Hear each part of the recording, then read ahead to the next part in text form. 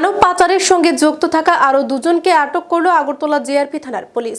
GRP থানার police দিন কয়েক আগে আগরতলা রেল স্টেশন থেকে গ্রেফতার করেছিল 6 জন বাংলাদেশি নাগরিক এবং একজন ভারতীয় দালালকে। এদের রিমান্ডে এনে জিজ্ঞাসাবাদের পর মানব পাচারে যুক্ত বেশ কয়েকজনের নাম তাদের কাছ থেকে উদ্ধার করে পুলিশ। সেই তথ্যের পরিপ্রেক্ষিতে জিআরপি থানার পুলিশ যোগাযোগ করে সিথাই থানায়, কারণ মানব পাচারকারীদের দুজনের বাড়ি সিথাই থানাদের ভারত বাংলা সীমান্ত এলাকায়। এরপরেই জিআরপির পুলিশ এবং সিথাই থানা পুলিশ ফাঁদ পাতে। অবশেষে সেই ফাঁদে ধরা পড়ে বাপন ভৌমিক এবং গৌতম সরকার নামে দুই মানব পাচারকারী। অনেকদিন ধরে দুজন মানব পাচারের ব্যবসার সাথে জড়িত বলে পুলিশের দাবি। জিআরপি থানায় ধরে এনে তাদেরকে প্রাথমিক জিজ্ঞাসাবাদ করা হয়েছে। শনিবার তাদেরকে আদালতে তোলা হয় দুদিনের পুলিশ রিমান্ড চেয়ে। তাদের জিজ্ঞাসাবাদ করে মানব পাচার চক্রের আরও কয়েকজনকে ধরা সম্ভব হবে বলে জানিয়েছেন জিআরপি থানার ওসি।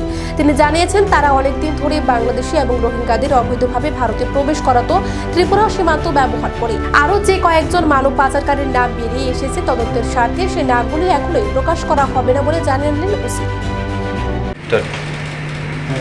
আমাদের গত 30/2024 একটা আমাদের আগরতলা জেল একটা কেস হয়েছিল, যার মধ্যে 6 জন বাংলাদেশি ন্যাশনাল এবং একজন ইন্ডিয়ান তাও অ্যারেস্ট হয়েছিল। তো আমরা যথারীতি তাদেরকে আইনি পদ্ধতি মেনে কোর্টে পাঠাই এবং তাদেরকে ইন্টারোগেশন করা হয়। ওই ইন্টারোগেশনে অনেকের নামই বেরিয়ে আসছে। তার মধ্যে গতকালকে আমরা দুজনকে অ্যারেস্ট করেছি এদের মধ্যে। তো তাদেরকে আমরা সিধাই থানার অন্তর্গত এখানে হরিণাকলা প্লাস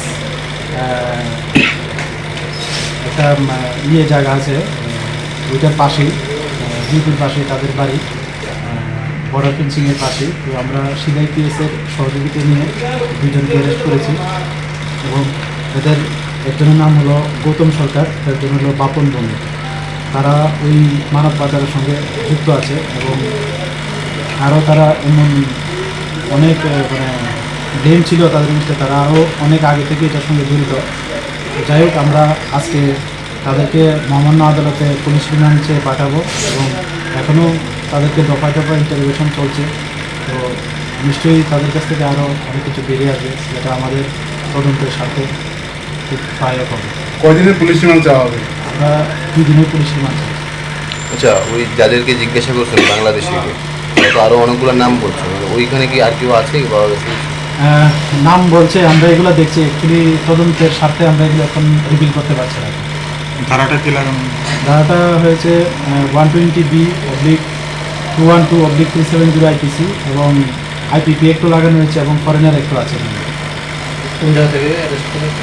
এগুলি সিধাই থানার অন্তর্গত হরিণাকলা একটা জায়গা আছে বর্ডারের সঙ্গে। সে কি